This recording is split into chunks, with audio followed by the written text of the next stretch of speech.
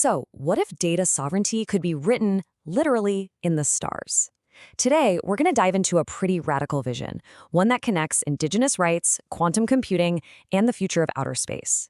It's an idea that could completely redefine what we even think of as territory. And let's get one thing straight right away. This is not about creating some cold storage locker in the sky. The whole concept is imagined as a star camp, a real sovereign territory. You have to think of it more like an extension of the land, a place where deep cultural continuity and the absolute most advanced technology can actually exist together. All right, so that's the big futuristic solution, but it immediately makes you ask a really basic question. Why go to such incredible lengths? I mean, why is a plan this ambitious even necessary in the first place? Well, to answer that, we have to bring things back down to Earth, because this whole vision, it isn't really just about space. It's a direct response to a very real fight that's happening right now for what some are calling digital land. It's a struggle against the growing crisis of digital colonialism. So what do we even mean by digital colonialism? Well, think about it like this. Imagine a huge corporation patents a new medicine that's based on traditional plants. The community that protected and understood that knowledge for generations, they see absolutely none of the benefit. It's a new kind of extraction, you know? But the resources aren't minerals from the ground, they're culture, biology, and stories. And this is where you can really see this fundamental clash in worldviews. On one side, you've got the FAIR principles. They're pretty dominant in Western science, and they're all about making data open and reusable for everyone. But on the other side, you've got the CARE principles, which were developed by indigenous leaders. They basically say, whoa, hang on a second. Before we share anything, we have to talk about collective benefit, about authority, responsibility, and ethics. It's a huge shift from just being open to prioritizing rights.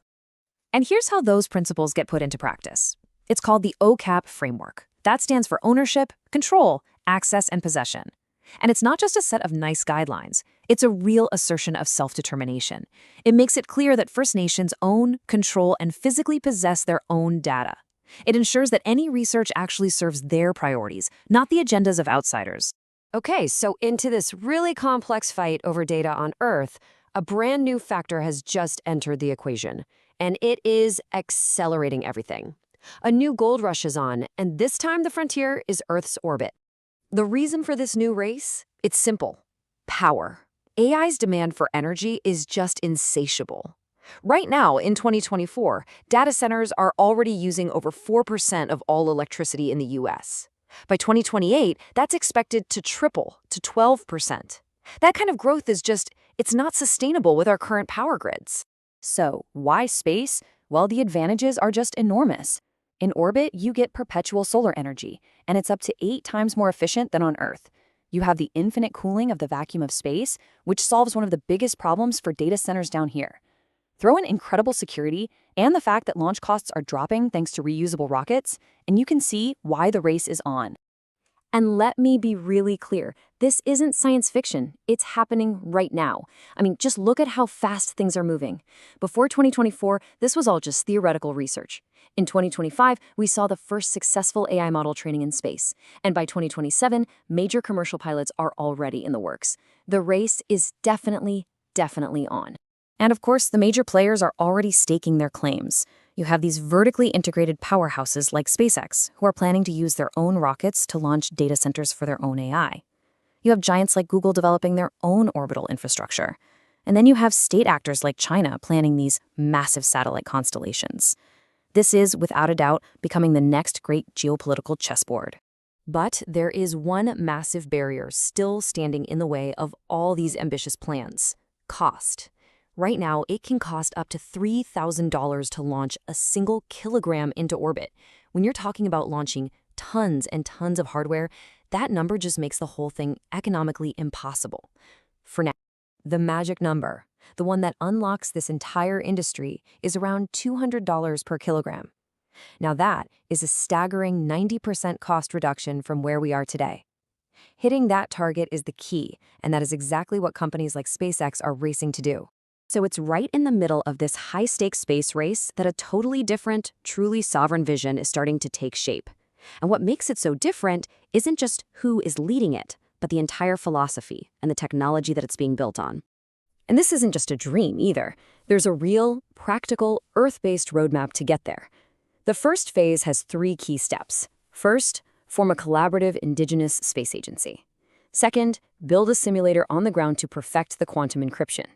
And third, and this is so important, secure at-risk cultural data now to get it ready for its eventual journey.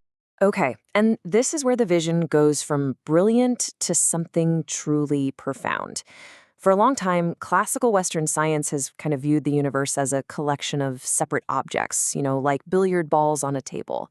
But many indigenous worldviews have always described a universe of interconnectedness, of relationships, where the act of observing something actually helps shape reality.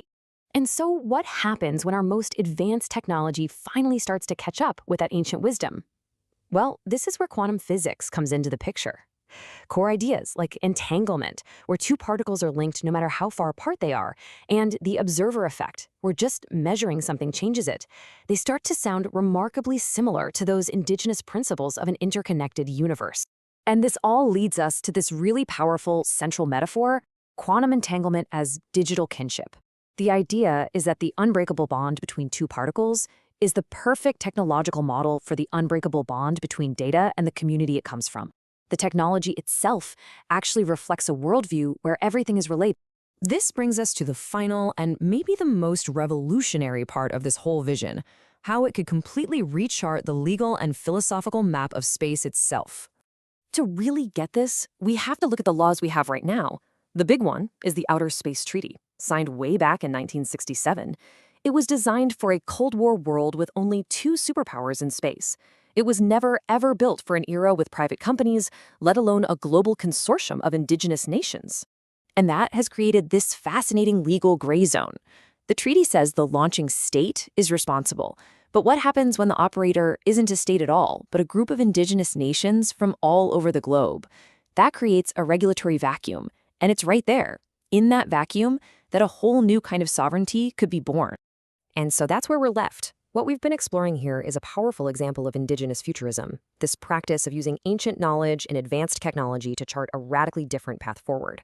It's a reminder that sovereignty isn't just about lines on a map. So the final question is, if territory can truly be written in the stars, what other incredible futures have we just not allowed ourselves to imagine yet?